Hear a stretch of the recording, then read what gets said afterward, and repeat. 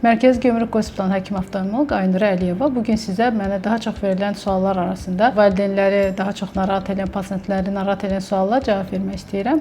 Bir çox pasientlər göz nömrələri ilk dəfə aşkar olmaq xüsusilə az yaşlıların valideynləri, göz nömrələri yüksək olan uşaqların valideynləri görmə faizini maraqlanırlar. Gözün mərkəzi görməmiz gözün funksional vəziyyəti haqqında məlumat verən ən vacib müayinə metodlarından biridir. Biz ilk müraciət edən xəstələrin şikayətdən asılı olmayaraq görmə itiliyi yoxlayırıq. Görmə itiliyi görməmizi təmin edən göz dibi retinanın fotoreseptorlarının yerləşmə sıxlığından asılı olaraq müəyyən olunur və dəyişilir. Mərkəzi görməmizi xüsusi cədvəllə hazırlanmış 5 metr məsafədən işarətlərlə dəyərləndiririk.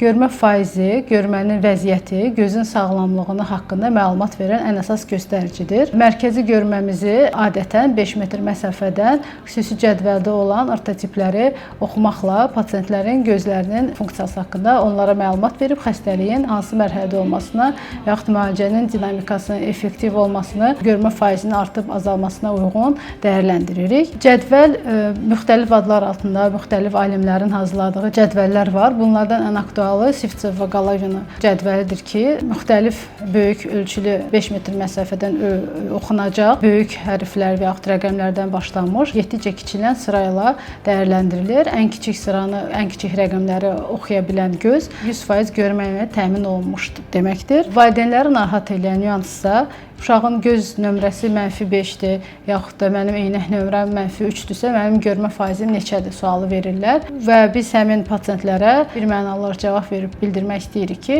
sizə təyin olunmuş eynək nömrələri sizin görmənizin faiz olaraq neçə faiz görməsi haqqında məlumat vermir. Bunu yalnız sizin bayaq izah elədiyim cədvəldə uyğun olaraq oxuduğunuz həmin hərfləri və yaxud da sıralara uyğun olaraq dəyərləndirib faizlə qiymətləndirə bilirik. Görmə itiliyinin faizi 100% o deməkdir ki, siz baxdığınız cədvəldə 5 metr məsafədən ən kiçik rəqəmləri oxuyub görə bilirsiniz.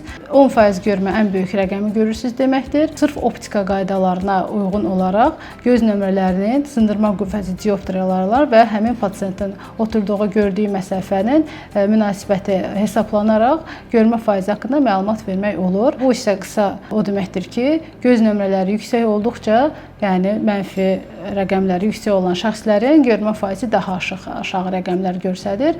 Məsələn, -3 olan göz nömrəsi, eynək nömrəsi -3 olan şəxslərin görməsinin 30% və altı olmağı normal dəyərləndirilir və yaxud da yalançı rəqəmlər fonunda göz nömrələri daha yüksək görsədir, görmə itiliyi daha yüksək olan hallara da rast gəlirik. Yəni bir mənalı olaraq göz nömrələri görmə faizi ilə düz mütənasib deyil.